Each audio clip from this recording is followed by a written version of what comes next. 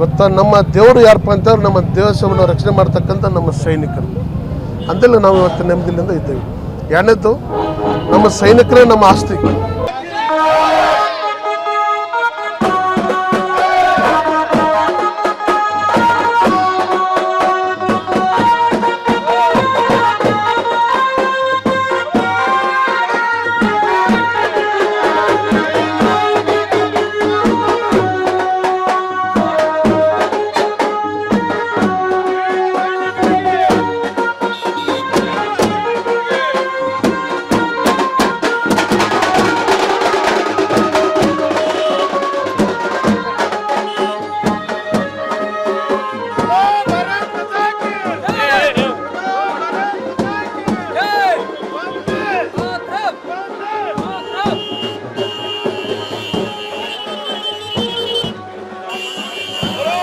ಯಾವ ನಮ್ಮ ದೇಶದ ಏನು ವೀರ ಸಿಂಧೂರ ಆಪರೇಷನ್ ಅದನ್ನು ಬೆಂಬಲಿಸಿ ನಮ್ಮ ದೇಶದ ಸೈನಿಕರಿಗೆ ಯಾವ ನಮ್ಮ ರಾಷ್ಟ್ರೀಯ ಅಹಿಂದ ಸಂಘಟನೆಯಿಂದ ಇವತ್ತು ನಾವು ಊರ ಸೇವೆ ಮಾಡೋದ್ರ ಮುಖಾಂತರ ವೀರನಮನಗಳನ್ನು ಸಲ್ಲಿಸುವುದು ಒಂದು ಉದ್ದೇಶ ಏನಪ್ಪ ಅಂತಂದ್ರೆ ಇವತ್ತು ನಮ್ಮ ದೇವರು ಯಾರಪ್ಪ ಅಂತಂದ್ರೆ ನಮ್ಮ ದೇಶವನ್ನು ರಕ್ಷಣೆ ಮಾಡ್ತಕ್ಕಂಥ ನಮ್ಮ ಸೈನಿಕರು ಅಂತೆಲ್ಲ ನಾವು ಇವತ್ತು ನೆಮ್ಮದಿಯಿಂದ ಇದ್ದೇವೆ.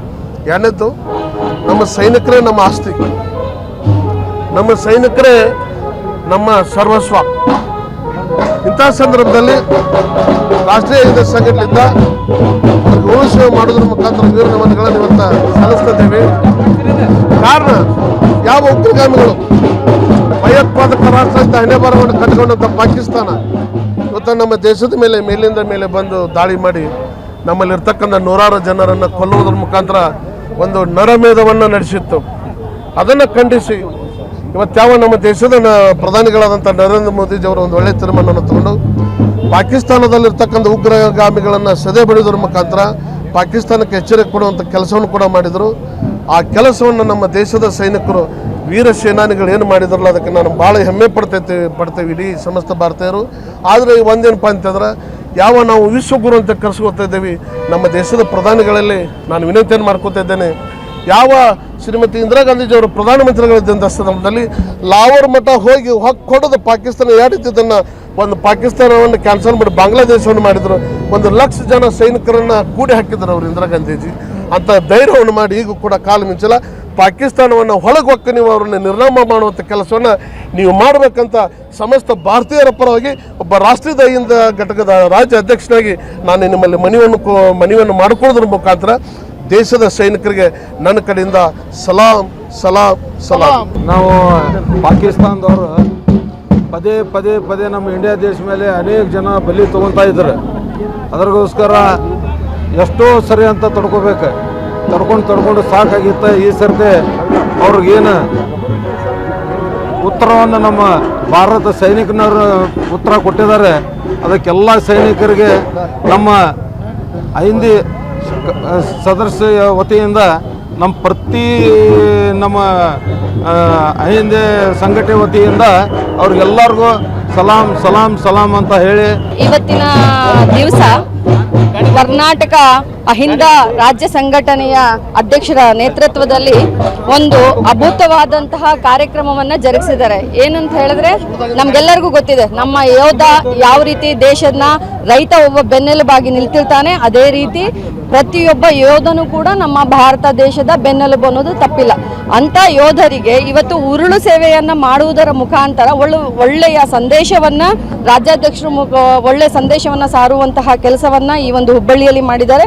ಆ ಒಂದು ಬೆಂಬಲವನ್ನು ಸೂಚಿಸುವುದರ ಮೂಲಕ ನಿನ್ನೆ ಕೂಡ ನಮ್ಮ ಶಿವಮೊಗ್ಗದಲ್ಲಿ ಕೋಟೆ ಆಂಜನೇಯ ಸ್ವಾಮಿ ದೇವಸ್ಥಾನದಲ್ಲಿ ಕೂಡ ಒಂದು ಸಂಘಟನೆಯಿಂದ ಈ ಒಂದು ಕಾರ್ಯಕ್ರಮನ ಸಲಾಮನ್ನ ಅವ್ರಿಗೊಂದು ನಮನವನ್ನು ಸಲ್ಲಿಸುವಂತಹ ಕಾರ್ಯಕ್ರಮವನ್ನು ಮಾಡಿದ್ವಿ. ಪ್ರತಿಯೊಂದು ಯೋಧನಿಗೂ ಕೂಡ ನಾವು ಇವತ್ತಿನ ಈ ಒಂದು ಹುಬ್ಬಳ್ಳಿಯ ಎಲ್ಲ ಅಹಿಂದ ಸಂಘಟನೆಯ ವತಿಯಿಂದ ಧನ್ಯವಾದಗಳನ್ನ ತಿಳಿಸ್ತಾ ಇದ್ದೀನಿ. ನಮಸ್ಕಾರ. ನಮ್ಮ ಭಾರತ ದೇಶದ ಸೈನಿಕರ ಬಗ್ಗೆ ನಮನ ಮಾಡಿ ಸಲ್ಲಿಸೋಕೆ ಎಲ್ಲ ಜಮಾತಿಗೆ ನಾವು ಅಹಿಂದ ಸಂಘಟನೆ ನಮ್ಮ ಮುತ್ತಣ್ಣ ಶಿವಳ್ಳಿ ಅವರ ನೇತೃತ್ವದಲ್ಲಿ ಸೇರಿದ್ದೀವಿ ಸರ್. ಏನಂದ್ರೆ ಪ್ರತಿ ಸಲವನ್ನು ಪಾಕಿಸ್ತಾನದವರು ಭಯೋತ್ಪಾದನೆ ಮೂಲಕ ನಮ್ಮ ಭಾರತ ದೇಶದ ಮೇಲೆ ಮಾಡ್ತಾನೆ ಇದ್ರು. ಸುಮಾರು ಸರ್ತಿ ನಾವು ಅವ್ರು ವಾರ್ನಿಂಗ್ ಮಾಡಿದ್ವಿ, ಆಗಲ್ಲ. ಈ ಸಲ ಮಾತ್ರ ಬರೀ ಗಂಡಸರು ಬೇರೆ ಬರೀ ಹೆಣ್ಮಕ್ಳು ಈ ಸಲ ಹೆಣ್ಮಕ್ಳು ಸೇರಿ ಯುಮಿಕಾ ಸಿಂಗ್ ಮತ್ತು ಸೋಫಿಯಾ ಕುರೇಶಿ ಅನ್ನೋರು ಇಬ್ಬರೇ ಸಾಕಾಗಿ ಅವ್ರು ಪಾಕಿಸ್ತಾನ ಸಾಕು ಮಾಡಿದ್ರು ಈ ಸಲ. ಏನು ಅದೇ ಥರ ನಾವೆಲ್ಲರೂ ಸೇರಿ ಏನು ಮುಂದೆ ಎಲ್ಲ ಪ್ರತಿಯೊಬ್ಬರೂ ಬರೀ ಸಂಘಟನೆ ಅಂತ ಅಷ್ಟಲ್ಲ, ಭಾರತದ ಪ್ರತಿಯೊಬ್ಬ ನಾಗರಿಕನು ಸೈನ್ಯಕ್ಕೆ ಬೆಂಬಲವಾಗಿ ನಿಂತು ಪಾಕಿಸ್ತಾನ ಇರ್ಬೋದು, ಚೀನಾ ಯಾವುದೇ ಶತ್ರು ದೇಶ ಇರ್ಬೋದು, ನಮ್ಮ ದೇಶದ ಯಾರೋ ನಾಗರಿಕರ ಮೇಲೆ ಹಲ್ಲೆ ಮಾಡಿದರೆ ನಾವು ಸುಮ್ಮನೆ ಕುಂದ್ರಂಗಿಲ್ಲ ಅನ್ನೋ ಒಂದೇ ಸಂದೇಶವನ್ನು ನಾವು ಸಾರಿ ರವಾನೆ ಮಾಡಿ ನಮ್ಮ ಯೋಧರಿಗೆ, ನಮ್ಮ ಭಾರತೀಯ ಸೈನಿಕರಿಗೆ ಯಾವತ್ತೇ ನಾವೇ ಭಿಕ್ಷೆ ಕೊಟ್ಟಂಥ ಪಾಕಿಸ್ತಾನ ದೇಶ ಮತ್ತು ಅದರ ಭಯೋತ್ಪಾದಕನೇ ಹೋಗ್ಲಾಡಲಿಲ್ಲ ಅಂತಂದ್ರೆ ನಾವು ಯಾವ ರೀತಿ ಕೊಟ್ಟಿದ್ವಲ್ಲ ಅದನ್ನು ನಾವು ವಾಪಸ್ ಕಸ್ಕೋಬೇಕಾಗ್ತದೆ ಅಂತ ಈ ಮುಖಾಂತರ ನಾವು ಭಾರತೀಯರಾಗಿ ಎಚ್ಚರಿಕೆ ಕೊಡಬೇಕಾಗುತ್ತೆ. ನಮ್ಮ ಪ್ರಜ್ಞಾವಂತ ನಾಗರಿಕರು ಎಲ್ಲರೂ ಸೈನಿಕರ ಜೊತೆಯಲ್ಲೇ ಇದ್ದಾರೆ. ಸೈನ್ಯಕ್ಕೆ ನಾವು ಯಾವತ್ತಿದ್ರೂ ಬಲವಾಗಿ ಬೆನ್ನೆಲುಬಾಗಿ ನಾವು ಭಾರತ ದೇಶದ ಸೈನಿಕರ ಪರವಾಗಿ ಇರ್ತೀವಿ. ಎಲ್ಲ ಜನಗಳಲ್ಲಿ ನಮ್ಮದು ಒಂದು ರಿಕ್ವೆಸ್ಟ್, ಮೇಲಿಂದ ಅವ್ರಿಗೆ ಸೈನಿಕರಿಗೆ ಆದೇಶ ಬಂದಿದೆ, ತುರ್ತಾಗಿ ನೀವು ಸೈನ್ಯಕ್ಕೆ ವಾಪಸ್ ಬನ್ನಿ ಅಂತ. ಕೆಲವರು ರಜದ ಮೇಲೆ ಬಂದಿದ್ದಾರೆ, ಈಗ ವಾಪಸ್ ಅವರು ಸೈನ್ಯಕ್ಕೆ ಹೋಗ್ತಾ ಇದ್ದಾರೆ.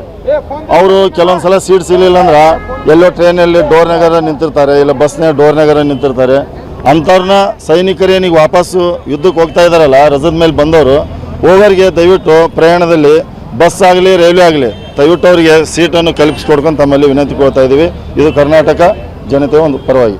ಕಳೆದ 15 ದಿನಗಳ ಹಿಂದೆ ಪೆಲ್ಗಾಮಲ್ಲಿ ಭಾರತೀಯರ ಮೇಲೆ ಉಗ್ರ ದಾಳಿಯನ್ನು ಖಂಡಿಸಿ ಇವತ್ತು ನಮ್ಮ ದೇಶದ ಸೈನಿಕರು ಏನೊಂದು ಯುದ್ಧವನ್ನು ಪ್ರಾರಂಭ ಮಾಡಿದರು. ಆ ಯುದ್ಧಕ್ಕೆ ಭಾರತೀಯ ಸೇನೆಗೆ ಬೆಂಬಲಿಸಿ ನೀವು ಬರೀ 7 ಲಕ್ಷ ಸೈನಿಕರಲ್ಲ, ನಿಮ್ಮ ಜೊತೆ 120 ಕೋಟಿ ಜನಸಂಖ್ಯೆ ಬೆಂಬಲದಂತೆ ಇಂದು ನಾವು ಪ್ರತಿಭಟನೆ ಮಾಡುವ ಮೂಲಕ ಭಾರತದ ಮತ್ತು ಜಮ್ಮು ಕಾಶ್ಮೀರದಲ್ಲಿ ಸೇನಾಧಿಕಾರಿ ಅವರು ಆತ್ಮಾಹುತಿ ದಾಳಿಗೆ ಬಲಿಯಾಗಿದ್ದಾರೆ. ಅವರಿಗೆ ಆತ್ಮಕ್ಕೆ ಶಾಂತಿ ಸಿಗಲಿ ಮತ್ತು ಕರ್ನಾಟಕದ ಸೈನಿಕರು ಕೂಡ ಬಲಿಯಾಗಿರೋದನ್ನು ತುಂಬ ನೋವಿನ ಸಂಗತಿ. ಅವ್ರಿಗೂ ಕೂಡ ಆತ್ಮಕ್ಕೆ ಶಾಂತಿ ಸಿಗಲಿ. ಇದು 2019ರಲ್ಲಿ ಕೂಡ ಪುಲ್ವಾಮಾ ದಾಳಿ ಆಯಿತು. ಆವಾಗಲೂ ಕೂಡ ಇದೇ ರೀತಿ ಭಯೋತ್ಪಾದಕರು ನಮ್ಮ ಭಾರತದ ಮೇಲೆ ಅಟ್ಯಾಕ್ ಮಾಡಿ ಸುಮಾರು ಜನರನ್ನು 40ಕ್ಕೂ ಹೆಚ್ಚು ಸೈನಿಕರಿಗೆ ಜೀವವನ್ನು ತಗೊಂಡ್ರು. ಆವಾಗಲೂ ಕೂಡ ನಾವು ತುಂಬ ಖಂಡಿಸ್ತಿದ್ವಿ.